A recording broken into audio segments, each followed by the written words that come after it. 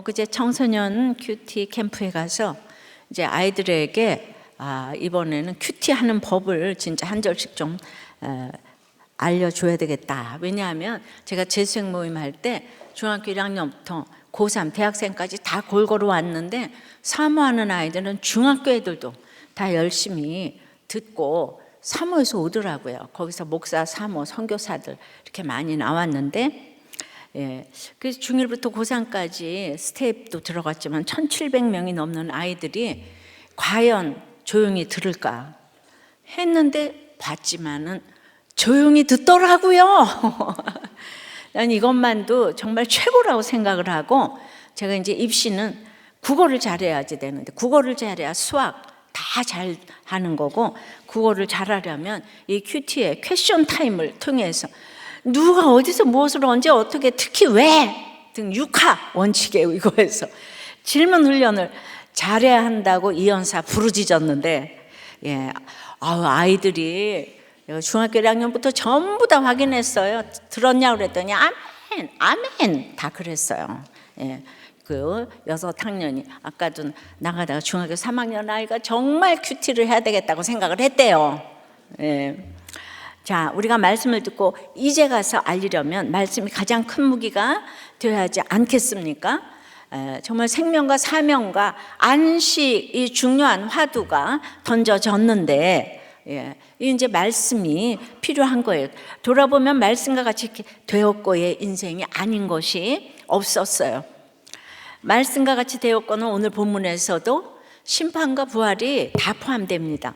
좋은 말씀만 해당되는 게 아니에요. 이거 아주 중요합니다. 말씀과 같이 되었고는 정말 가슴 떨리는 말이고 하나님 나라를 누리는 말입니다. 제가 남편이 갑자기 소천을 했지요. 세상적으로 이 30대 가장 저주받은 것 같은 날, 그날 큐티가 에스겔 선지자도 기뻐하는 아내를 하루아침에 데려가시고 슬퍼하지 말라, 이 일은 공평하다, 표징이 되리라 하시는 그날 말씀이 그냥 믿어진 것은 그날 심판에서 구원으로 옮겨진 거예요. 그런데 36년이 지난 지금 그 믿음대로 그 말씀과 같이 표징의 선지자가 되었잖아요. 그죠? 너무 놀랍지 않으세요? 좀 놀라세요. 지난 본문에 나병 환자들이 증인이 되어서 아름다운 소식을 전했다고 했습니다. 그들에게는 죽었다가 살아나는 부활이 임했어요. 그러면 오늘 사마리아 궁에서는 그 아름다운 소식에 어떻게 반응했는지를 보겠습니다. 말씀과 같이 되었고는 첫째로 성공이 아니라 멸망을 인정해야 합니다. 자, 성공이 아니라 멸망을 인정해야 돼요. 12절입니다. 왕이 밤에 일어나 그의 신복들에게 이르되 아람 사람이 우리에게 행한 것을 내가 너희에게 알게 하노니 그들이 우리가 줄인 것을 알고 있으므로 그 진영을 떠나서 들에 매복하고 스스로 이르기를 그들이 성읍에서 나오거든 우리가 사로잡고 성읍에 들어가겠다 한 것이니라 하니 나병 환자 4사람이 전한 아름다운 소식이 군대 보고 체계를 통해서 여호람 왕에게 밤에지만은 긴급 속보로 알려집니다. 왜냐하면 이건 굶주리고 있는 사마리아에는 그야말로 이제 이거 복음이잖아요, 그죠? 근데 여호람이 액면 그대로 복음으로 들으면 얼마나 좋겠어요. 여호람이 진짜 들을까? 혹시나 했지만 역시나였어요. 여호람이 확실히 아는 거 많아요. 이세벨이 여호람에게 과외를 엄청나게 시킨 것 같아요. 그래서 그의 머릿속에 단어 2개가 번쩍 떠올랐어요. 이건 기만전술, 유인책. 여호람의 레피시아어는 이래요. 아람 군대가 지금 우리를 속이는 기만전술을 쓰는데 배고픔에 지친 우리가 텅 빈 아람 진영을 보면 앞뒤 안 가리고 나올 것이고 그러면 그때 매복해 있다가 우리 부대를 잡고 그 길로 바로 우리 성까지 들어와서 전쟁을 승리로 끝내겠다는 계산을 하고 있다는 거예요. 그러니 그 작전에 말리면 안 된다는 거죠. 그 매복하고의 이 하바, 그 동사는 성경에 한 30번 나오는 중에 25번이 죽음을 두려워하여 숨는 사람들 묘사할 때 사용되었는데요. 아람이 워낙 그 우리의 불말과 불병거를 보고 도망가지 않았었냐? 그게 우리가 두려운 줄 알고 지금 이제 유인책을 쓰는 거야. 여호람은 이런 엄청난 전략을 간파한 자신이 너무 대견하고 뿌듯해가지고 아주 바로 이어서 아주 위풍당당하게 아람 사람이 우리에게 행한 것을 내가 짐이 너희들에게 알게 하겠다 말하는 거예요.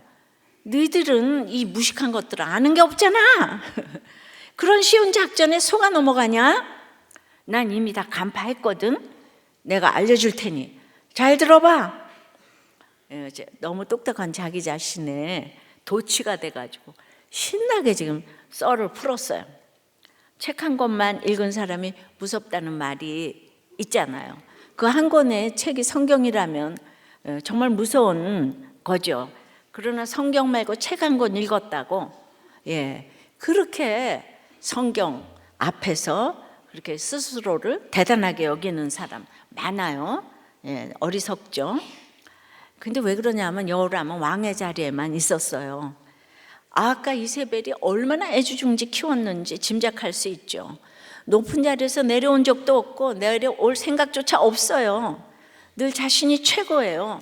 그래서 늘 성공에 목마르고 더 큰 성공을 갈망하고 성공만 오직 인정하고 성공만 자랑하고 싶어해요.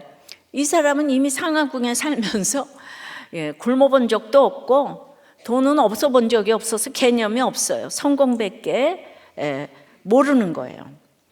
그래서 우리가 큐티 캠프에 보내야 되는 거는 그야말로 같이 공동체 생활을 해봐야 되는 거예요. 그렇게 1000명이 넘는 거기서 공동체 생활을 하면 얼마나 문제가 많이 생기겠어요. 이걸 가봐야 되는 거예요. 혼자서 큐티만 하는 게 아니고. 근데 5절 7절에 보면 나병 환자들이 아람 군대로 가기 위해서 해질 무렵에 일어났다고 했어요. 근데 오늘 12절에 왕도 밤에 일어났다, 비슷한 표현을 썼는데 똑같이 해질 무렵에 가난한 나병 환자들은 일어나서 구원의 길로 갔는데 이 부여한 왕은 굶주리지를 않으니까 큰 상하구에서 굴굴 자다가 밤에 일어나서 이제 심판의 길로 갈 수밖에 없는 거죠. 여기 굳이 안 써도 되는 말을 쓴 것은 여호람은 태평했다 이거예요. 왕은 나병 환자들이 공동체에서 쫓겨난 자들이기 때문에 당연히 나병 환자들의 말을 아주 무시합니다. 이번 주 요한복음에서도 육체를 따라 판단하지 말라고 하시잖아요. 그럼 우리는 그냥 열심히 육체를 따라 판단하며 살아요. 평상시라면 여호람이 이렇게 신나서 썰을 풀면 신하들은 이구동성으로 예 옳지요, 전하 지당하십니다 그랬을 텐데 지금은요 나라가 초위기 상태예요. 아무리 그래도 먹을 게 없어. 신하 한 명이 그래도 여기가 믿는 공동체라고 자기 역할을 합니다. 13절 14절에 그의 신하 중 한 사람이 대답하여 이르되 청하건대 아직 성중에 남아있는 말 5마리를 취하고 사람을 보내 정탐하게 하소서. 그것들이 성중에 남아있는 이스라엘 온 무리 곧 멸망한 이스라엘 온 무리와 같은 이다 하고 그들이 병거 둘과 그 말들을 취한지라. 왕이 아람 군대 뒤로 보내며 가서 정탐하라 하였더니 지금 완전 현실을 외면하고 꿈만 꾸려고 하는 왕에게 정신 차리라고 찬물을 끼얹듯 냉혹한 현실을 전하는 부하가 있었네요. 남은 이스라엘 백성은요 멸망하고 있는도 아니고 멸망할도 아니고 이미 멸망한 무리라는 거예요. 이미 이스라엘은 끝났어요. 정탐하지 않고 성중에 머물러 있어도 어차피 굶어서 아사할 것이 자명하니까 성중에 남아있는 말 5마리, 성중에 남아있는 이스라엘 백성, 이걸 보고 아직도 이만큼 남았는데 이러지 말라는 거예요. 그래도 남았잖아 말 5마리. 아직도 이만큼 남았네 이러는 것은요 루처럼 피투성이가 된 상황에서도 모압에서 베들레헴으로 유턴하라는 건 죽지 말고 살아서 회개하고 사명 감당하라는 뜻이잖아요. 그건 이제 멸망한 거 좀 인정하고 가슴 치고 애통하며 자기 죄를 봐야 하겠는데 여호람이 끝까지 그걸 거부하는 거예요. 예. 그러니까 신하가 이렇게 나가서 설명을 해야 되잖아요. 예. 여호람, 난 괜찮아. 난 잘못 없어. 나올 수 있어. 붙을 거야. 할 수 있어. 내가 누군데? 예. 이렇게 여전히 자기만을 의지하려는 교만과 거만을 고수하는 자기 최면의 모습이 있는 거예요. 그래도 멸망한 이스라엘 온 무리라는 단어가 여호람에게 비수처럼 꽂혔는지, 그보다는 워낙 굶주렸기에 바로 이 신하의 요청을 듣지 않을 수 없는 이 가난이 참 축복이에요. 그래서 결국 수색대를 보내 아람 군대를 정탐하게 하네요. 이미 멸망한 내 나라, 내 왕권, 내 인생을 인정할 수밖에 없었어요. 사실 멸망한 이스라엘이라고 왕 앞에서 이렇게 말하는 신하가 외람되어 보이죠. 왕이 당장 끌어내서 처형하라고 해서 사실 할 말이 없어요. 우리나라 보통의 왕들은 자존심으로 똘똘 뭉쳐서 전하 그러시면 아니되옵니다 그러면 뭐라고 이놈이 감히 나보고 망했다고 저놈을 참수해라 이러잖아 맨날. 그러니까 말을 못해, 그죠? 그러나 지금까지 보면 안 듣다가 여호람이 그래도 결정적인 순간에 말을 듣는 게 있더라고요. 그래서 성경이 이렇게 나왔나 봐요. 그래서 신결혼이 참 중요합니다. 예. 장로님 가정에 아들들이 7년을 방에서 안 나와도 결국은 부모와 공동체가 열심히 기도하니까 지금은 교회 나오고 섬기고 있잖아요. 그런데 그 손자를 사랑하는 할머니, 외할머니, 이모할머니는 아무리 힘들어도 그 할머니, 이모할머니에게 예수 예자도 못 꺼낸다는 거예요. 기도하는 건 몰라요. 그래서 신결혼은 참 중요합니다. 지금 이 순간만큼은 신하의 말을 듣는 거예요. 그래서 결국 아름다운 소식이 사실임을 확인할 수 있게 되는데, 이건 엘리야와 엘리사가 그렇게 왕실 옆을 맴돌고 그야말로 스토커처럼 쫓아다니면서 말씀으로 외친 열매라고 생각합니다. 교양이 있는 사람이 이렇게 못 외쳐요. 이게 좁은 길이에요. 그러니까 싫어하면은 가지 말라. 큐티도 싫어하면 가지 말라 그래. 또 복음도 전하는 거 싫어하면은 아유 대비도 나중에 이러는 거예요. 예, 제가 그날 아침에 우리 남편에게 복음 안 전했으면 어떡할 뻔했어요. 예, 이 시간과의 싸움인데 세월을 아끼라는데 구속사적으로 내 자신을 아는 것은 내 가능성과 소망을 아는 게 아니에요. 아무리 강조해도 지나치지 않는 100% 죄인임을 인정하는 거예요. 내 인생이 성공한 인생 되기를 꿈꾸며 날마다 할 수 있어. I can do it. 맨날 이런 것만 외친다고 구원을 얻는 것은 아니에요. 오히려 내 인생이 이미 멸망했음을 인정하면 거기서부터 구원하신 하나님이 보이는 거예요. 근데 이것을 아무리 들어도 잘 받아들이지 않기 때문에 날마다 저도 반복할 수밖에 없어요. 자, 적용 질문이에요. 성공이 아닌 멸망을 인정하고 하나님의 구원을 경험한 적이 있습니까? 아직도 이만큼 남았네가 사명입니까? 자기 최면입니까? 이러나 저러나 100% 죄인임을 인정합니까? 말씀과 같이 되었고 이 인생은 성공이 아닌 멸망을 인정해야 합니다. 두 번째는 우연이 아닌 하나님의 뜻대로 이루어집니다. 15절 6절이에요. 그들의 뒤를 따라 요단에 이른 즉 아람 사람이 급히 도망하느라고 버린 의복과 병기가 길에 가득하였더라. 사자가 돌아와서 왕에게 알리니 백성들이 나가서 아람 사람의 진영을 노략한지라. 이에 고운 밀가루 한 스아에 한 세겔이 되고 보리 두 스아가 한 세겔이 되니 다 같이 여호와의 말씀과 같이 되었고, 모두들이 이제 가슴을 졸이면서 아람 진영까지 겨우 도착했는데 유수처럼 정말 진영이 비어 있는 거 아니겠어요? 그래도 매복이 있는지 더 수색을 했겠죠. 자취를 따라가 보다 보니까 어느덧 요단강에 이르렀는데 보니까 아람 군대가 강을 건너기 전에 버린 의복 병기가 길에 가득한 거예요. 그러니까 이게 매복이 아닌 거예요. 진짜 아람으로 도망친 게 맞았습니다. 귀로만 들었던 아름다운 소식을 눈으로 보았어요. 이제 이 아름다운 소식은 나병 환자 4명이 전한 의심스러운 가짜뉴스가 아니에요. 확실한 소식, 팩트 체크를 거친 믿을 만한 소식, 진짜 아름다운 소식이 되었어요. 오늘 우리들 교회 처음 오신 분, 우리들 교회가 짜고 치는 고스톱이 아닌가 여기 오셨으면 오늘 이 아름다운 소식을 눈으로 보고 귀로 듣고 보고 가시기를 바랍니다. 배고파 죽을 것 같았던 사마리아 백성은 이 아름다운 소식에 정말 기뻐서 죽을 것 같았어요. 서로 일제히 명령하지도 않았는데 성문을 향해 달렸습니다. 거기 가면 식량이 있잖아요.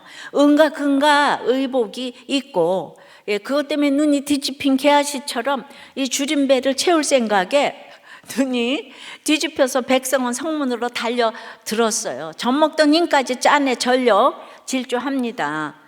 진영에 도착해서 식량을 배로 쓸어 담고 한 손으로는 입에 넣고 다른 손으로는 보자기에 싸고 아주 난리가 났을 거예요. 그리고 이제 남은 식량을 또 성 안으로 가져왔죠. 그 식량이 공급되니까 갑자기 식량 가격이 하루 만에 뚝 떨어졌죠. 모든 백성이 살게 되었어요. 근데 성경은 이 장면을 백성이 아람 진영을 노략했다고 기록해요. 노략은 전쟁에서 이긴 편이 진 편의 물품을 빼앗는 거잖아요. 이 백성은 노략할 자격이 하나도 없어요. 씨름 한번 하지 못한 그들이 아람 진영을 노략했다고 하십니다. 왜죠? 하나님이 이기게 하신 전쟁이에요. 불말과 불병거도 하나님이 이기게 하셨잖아요, 그죠? 그런데 백성을 다스리는 왕은 내가 괜히 말씀대로 아람 군대 풀어줘서 우리가 다 굶어 죽게 되었다고. 아람 왕만 여람 왕만 그랬잖아요. 하지만 하나님은 말씀과 같이 되었고의 승리를 보여주십니다. 그러나 인간은 다 똑같아서 하나님의 은혜에 있지 않고는 노략질을 할 수밖에 없어요. 여기서 이스라엘 백성이 담아왔다 그러지 않잖아요. 누구나 돈 앞에서는 눈이 뒤집혀지는 거예요. 여러분 공짜라 그러는데 그렇게 너 먼저 가죠 이럴 사람 한번 손 들어봐요. 근데 우리는 참 우연을 좋아해요. 잘 된 것은 가급적 자기 덕이고 안 된 것은 최대한 남 탓이에요. 그리고 우리의 고정관념으로 설명이 안 되는 것은 다 우연으로 치부를 해요. 이유 없이 저절로 그리 되었다는 것이죠. 하지만 이것은 엄청난 불신이자 교만입니다. 왜냐하면 하나님이 모든 것의 최고 원인이심을 부인하기 때문이에요. 따라서 우연은 곧 우상이에요. 아무 이유 없다고 나와는 상관없다고 피하는 것은 곧 하나님 아닌 것을 숭배하는 우상 숭배입니다. 아람 군대가 도망친 것도 우연처럼 보여요. 여호람도 그렇게 생각했을 것입니다. 신하와 백성 중에도 대부분 그렇게 생각하는 사람이 많아요. 그러니까 이 사건이 지나고도 여전히 하나님께 돌아왔다는 이야기가 없잖아요. 그러니까 여러분들은 자꾸 우연이란 얘기 좀 하지 마세요. 성경은 이것이 우연이 아님을 굳이 다시 설명해 줍니다. 제발 좀 깨달아라. 우연이 아니다. 이게 다 이유가 있는 일이다. 우연이 아니라 뭐예요? 여호와의 말씀과 같이 되었고 하나님이 하신 일이다. 그러니까 내 결혼도 그날 내가 누가 오라 그래서 거기 갔다가 그렇게 됐다니까. 내가 그날 안 갔으면 내가 이런 결혼 안 했다니까. 그런 것 100개 중에 단 1개도 없어요. 1000개 중에도 없어요. 우연은 없어요. 다 이유가 있습니다. 자, 하나님이 원인이시고 이유이시고 목적이세요. 하나님만이 상급이세요. 모든 것이 하나님의 섭리 안에서 이루어지는 거예요. 여러분들이 이쁘고 학벌 좋다고 정말 잘 살아야 된다는 이유는 없어요. 이렇게 자꾸 뭔가 이유를 생각하면 안 돼. 하나님 안에서 이유가 있는 거예요. 우리 인생 모든 일은 우연이 아닌 하나님의 뜻대로 이루어진 거예요. 그래서 우리 생명은 어떤 모양이라도 소중한 것이고 어떤 상태에 처한 가정도 지킬 만한 가치가 있는 거예요. 아직 죄의 영향이 남아있고 죄에 대한 심판도 여전히 작용하기에 우리가 말씀에 순종해서 지키려 한다고 그것이 당장 열매가 나오는 것은 아닙니다. 이혼을 내가 안 해도 당할 수도 있어요. 태아를 내가 지키려고 해도 유산할 수도 있습니다. 지금 당장은 헛된 수고처럼 보일 수 있어요. 그러나 결국에는 하나님의 말씀대로 되었고의 일뿐인 줄 믿습니다. 이렇게 믿고 살아갈 때 내가 오늘 말씀대로 적용하는 믿음의 역사와 사랑의 수고와 소망의 인내는 반드시 말씀과 같이 되는 복된 인생이 된 줄을 믿습니다. 적용 질문이에요. 아직도 우연히 된 일이라고 생각하며 막 억울해하고 회피하고 감사치 못하는 일은 무엇입니까? 아직도 하나님의 말씀을 팩트체크하고 확인하려 하지는 않습니까? 내 인생에 여호와의 말씀과 같이 되었다고 간증할 수 있는 일은 무엇입니까? 우연이 없어요. 내 회사 들어간 거, 뭐 나가게 된 거, 아들, 자녀, 모든 거 우연은 하나도 없어요. 다 말씀과 같이 되었고, 그럼 답 끝입니다. 말씀과 같이 되었고 인생은 뭐라 그랬죠? 성공이 아닌 멸망을 인정해야 되고 또 우연이 아닌 하나님의 뜻대로 된 것을 구하는 것이고 세 번째는 자기 생각이 아닌 믿음으로 말씀으로 대답하는 거예요. 믿음으로. 17절 왕이 그의 손에 의지하였던 그의 장관을 세워 성문을 지키게 하였더니 백성이 성문에서 그를 밟으매 하나님의 사람에 다 같이 말대로 죽었으니 곧 왕이 내려왔을 때 다 같이 그가 말한 대로라.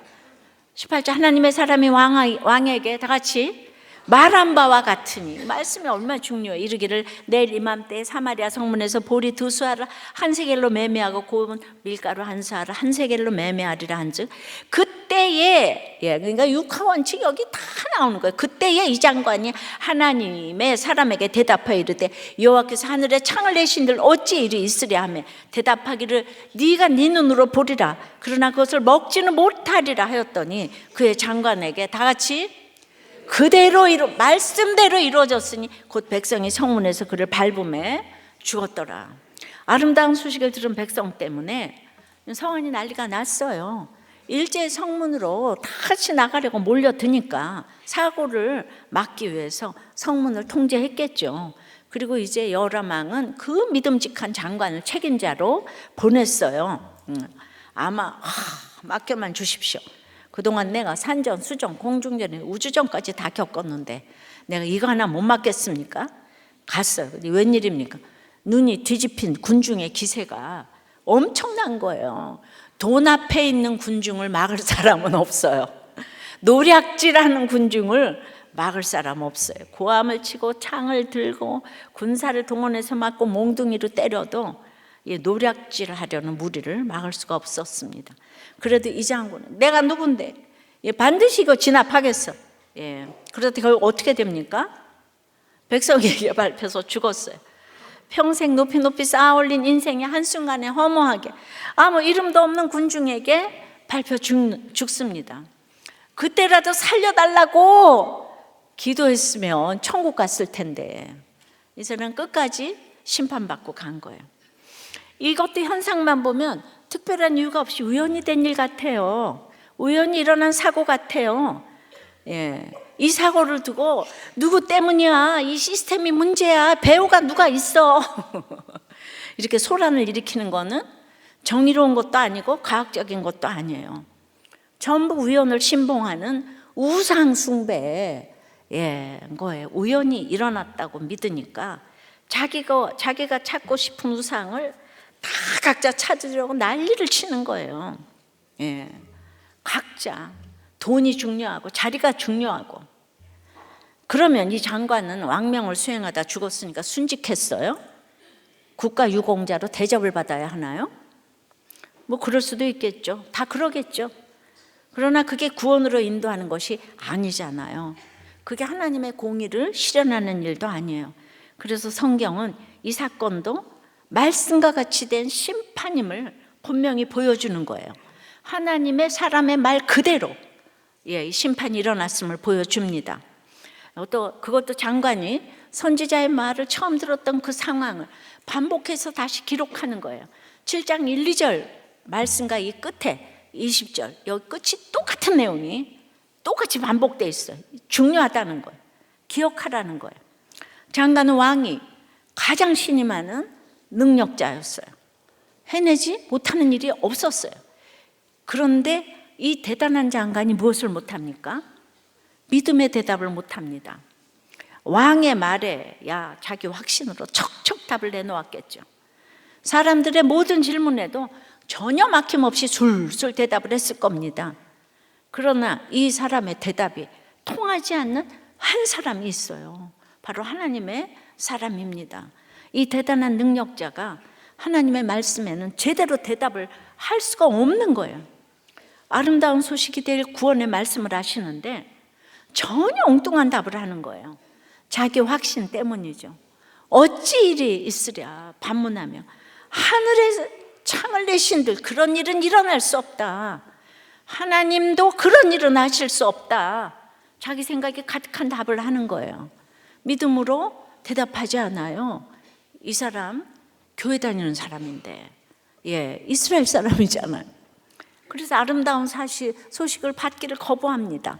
그래서 선악 까먹고 이렇게 죄가 들어온 이 땅의 세속사는 그냥 나는 옳고 너는 틀렸어. 오직 이게 주제가야. 그런데 그렇게 자리가 높고 똑똑할수록 정말 나는 옳고 다 틀렸기 때문에 결국은 하나님도 예수님도 틀린 거죠. 그래서 받아들이지 않아요. 똑똑할수록 죽을 때까지 안 받아들여요.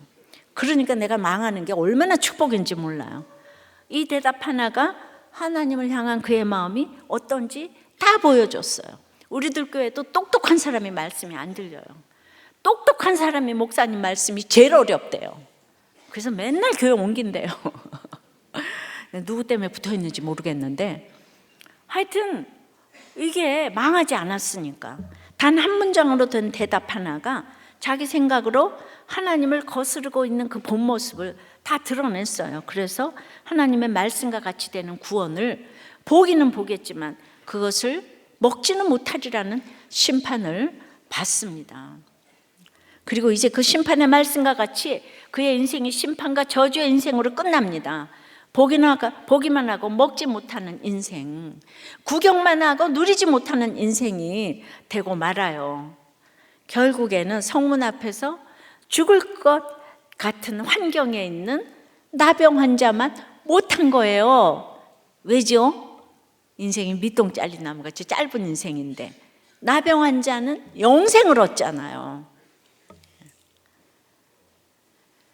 그러니까 제가 이렇게 똑똑한 사람 쫓는 설교만 하잖아요. 누가 이렇게 설교를 하겠습니까?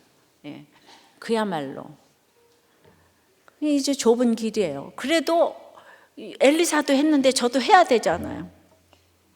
이 사건이 우연 같지만요, 오늘 이 본문에서 장관만 죽었잖아요. 장관에게만 심판이 임했어요. 그렇다고 백성이 두고두고 장관은 우리 편이 아니었다 그러면 안 되는 거예요. 똑같이 노략질하는 주제에 말이에요. 그러면 안 되는 거예요. 이 사람이 대표적으로 지금 심판받은 거죠. 모든 일이 날마다가 하나님의 장중에 달려있기에 날마다 말씀과 같이 되었고 인생이 최고의 심판과 구원을 가지고 오는 거예요. 근데 우리나라는 이 장관 이렇게 하나 죽으면 몇십 년을 이 장관 욕하느라고 인생 다 보내잖아요. 그죠? 인생이 다 똑같은데 똑같이 죄인이라는 생각을 해야 되는데 그럼 이런 지혜를 어떻게 얻습니까? 십자가는 지혜죠. 십자가를 길러 놓는 것이 아주 지혜로운 대답이고 결정이에요. 그래서 큐티는 가끔 하는 게 아니에요. 몰아서 하는 게 아니에요. 오늘도 십자가의 지혜가 필요한 인생 아닙니까? 우리가 이미 멸망한 인생이잖아요. 누구도 다 밑동 잘린 나무니까 멸망한 인생이에요. 그래서 수액 좀 줬다고 성공한 게 아니에요. 그러니 오늘 주님의 말씀을 들어야 해요. 나를 살리시는 말씀으로 오늘 큐티를 해야 되는 거예요. 근데 오늘 본문이 어려우면 단어 한두 개라도 기억을 하고 그 뜻을 생각하면서 사건이 올 때 적용해야 합니다. 가정에서 아내와 남편과 자녀와 부모님으로부터 폭풍 질문이 몰아칠 때 있잖아요. 회사에서도 상사와 동료와 부하 직원에게 각종 말들이, 비난의 말들이 쏟아질 때가 있지 않습니까? 그때 내 감정과 생각으로 절대로 대답하지 하면 안 되고요. 아침에 들었던 이 큐티 말씀을 기억하시고 잠시 심호흡을 하시고 오늘 말씀으로 말씀에 나온 단어 하나라도 생각하면서 그 의미를 길러놓고 대답을 하세요. 성령님께 지혜를 달라고 속으로 기도하시면서 하나님, 제 입술을 지켜주세요. 할 말을 알려주세요. 매일 일어나는 상황마다 이렇게 믿음으로 대답할 때 우리의 인생이 말씀과 같이 되었고 복된 인생이 될 줄 믿습니다. 그래서 큐티를 하는 거예요. 말씀을 잘 깨달아서가 아니고 내가 아무것도 모르는데 문제가 딱 생기면 그냥 한마디 생각해가지고 하나님, 제 대답하게 도와주세요. 오늘 진리 알지니 진리가 너희를 자유케 하리라. 예. 그리고 하나님이, 예수님도 하나님이 항상 하나님께 항상 하나님이 기뻐하시는 일을 행하니까 홀로 두지 아니하셨다 그러는데 제가 하나님이 기뻐하시는 일을 못했네요. 행하지를 못했어요. 그래서 나를 홀로 두시네요. 이렇게 하나라도 회개를 해봐요. 말씀 가지고. 그러면 여러분들을 하나님께서 지키신다 이거예요. 장관을 지키는 게 아니고 여러분을 지키신다고. 왜 큐티를 해야 되는지 알았죠? 여러분들이 잘 깨달아서가 아니에요. 요즘 큐티 보면, 요한복음에서 보면 그 같은 유대인이면서 열심히 주를 찾다가 죄 가운데 살고 있기 때문에 다 죄 가운데 죽었어요. 믿지 않는 자는 예수님 옆에 있어도 안 믿어요. 장관이 아니라 왕이라도 안 믿으니까 다 이렇게 죄 가운데 죽는 거예요. 그러니까 하나님의 사람은 왕이 듣던 안 듣던 하나님의 말씀을 알려야 말씀대로 이루어지는 것을 나중에 인정하지 않겠습니까? 그래서 내가 그날 말씀을 얘기하는 거예요. 듣던 안 듣던 얘기를 하는 거예요. 이게 예언이에요. 아셨어요? 미리의 자, 예, 우리가 말씀에 미리에 이게 다 있잖아요, 그죠? 이승만 박사가 옛날에 제가 얘기했는데 YMCA에서 이렇게 맨 처음에 와서 가르칠 때 그 똑똑한 장관이 기도는 뭐고 왜 하고 아멘은 왜 다른 나라 말 유대 말로 하냐? 꼬치꼬치 따져서 이 박사가 화를 냈을 정도인데 이 장관이라는 사람이 아들이 암이었는데 우리 아들이 혼수 상태일 때 믿겠다고 할지 모르겠지만은 그것은 자기 의지가 아니라고 미리 유언을 하고 우리 아들이 믿더라도 그건 자기 의지가 아니라고 아버지가 미리 공화당 의장까지 최고의 장관이 된 거죠. 되고도 끝까지 분이 안 믿었다는 거예요. 눈으로 모든 권세를 보았으나 이 땅에서 진정으로 누리는 삶을 살지 못해. 예수 믿는 이거 미워하고 여기 장관처럼 똑똑했기 때문에 결론이 죄 가운데 죽은 삶이 됐다는 거예요. 열심히 살았으나 죄 가운데 찾는다고 찾았으나 죄가 가로막혀서 못 찾은 거예요. 적용 질문이에요. 대답 한마디로 내 모든 게 드러나서 심판을 당한 일이 있습니까? 그 사건은 이제 구원의 사건이 되었습니까? 기억하기 싫은 흑역사로 남아 있습니까? 오늘부터 다시 심기일전하여 매일 큐티 하시겠습니까? 그렇게 교회를 떠나시겠다는 분들이 있네요. 네, 왜 떠나시는지 한번 목장에서 나눠보세요. 근데 나 아이들 그 1700명이 그렇게 큐티를 하는데 2시간을 아이들이 듣는 거예요. 이거는 장관이라고 생각하고 이거 영원히 기억할 것 같아요. 아이들이 떠들지 않고 그걸 다 듣더라고. 중학교 1학년이 와서 깨달았으면 로또라 그랬더니 집에 가서 나 잭팟 터졌어 엄마 이랬대요. 그게 어디예요? 근데 아니 이런 공동체에서 말씀으로 이런 진짜 고기 낚는 법을 배워야 되겠는데 끼리끼리 이렇게 놀면은 이 장관 공동체밖에 더 됐겠어요? 조선 선조 때에 임진왜란 2년 전에 황윤길과 김성희를 일본에 대사로 보냈다는 거예요. 그래서 다녀와서 도요토미 히데요시에 대한 평가를 하는데 황윤길은 히데요시가 눈에 광채가 있고 굉장히 큰 일을 할 자라고 했고 김성일은 쥐새끼 같고 아무것도 이제 아니라고 했어요. 근데 선조가 김성일의 말을 들었다는 거죠. 이 선조의 판단 실수로 나라가 초토화된 거예요. 둘 다 히데요시의 친서를 가져왔는데 명나라를 치러 갈 테니 조선이 길을 비켜달라고 했는데 그걸 묵살했어요. 과연 2년 후에 일본 15만 대군이 치러 왔는데 우리나라 군사가 7,000명, 부산 동네에 18,000명 군사가 쳐들어왔는데 수비가 20명. 우리는요 옛날에 일본의 식민지 될 나라였어요. 7년 전쟁을 하는 동안 난가복을 다 무찌르면서 4번이나 짓밟혔는데 8번이나 진군과 퇴각을 하면서 나라가 초토화된 것의 범인이 바로 선조 왕인 거예요. 분별 못한 선조인 거죠. 지도자를 잘못 뽑으면 이렇게 나라가 망해요. 예수를 믿고 나니까 믿음의 분량만큼 사람 분별이 되는데요. 정말 이거를 보면 하나님의 은혜로 우리나라가 지금까지 왔다고 생각 안 되세요? 인생이 기도해야 되는 거예요. 우리가 그래서 선교하고 다 해야 되는 거예요. 한 사람 선조가 김성일 이야기를 들어서 망할 뻔했는데 그래도 하나님 사랑하셔서 한 사람이 이순신 때문에 살아났어요. 한 사람이 얼마나 중요한지 아셨죠? 한 사람 잘못 세우면 이렇게 초토화되는 거예요.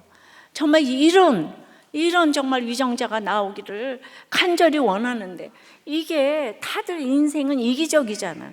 이타적인 거 주님을 모르고 어떻게 이타적인 결정을 하겠습니까?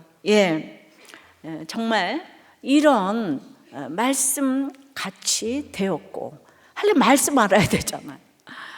이런 분들이 괜히 그 에브라함 링컨이 미국의 최고 대통령이 아닌 거예요. 그 사람이 성경을 사랑했죠.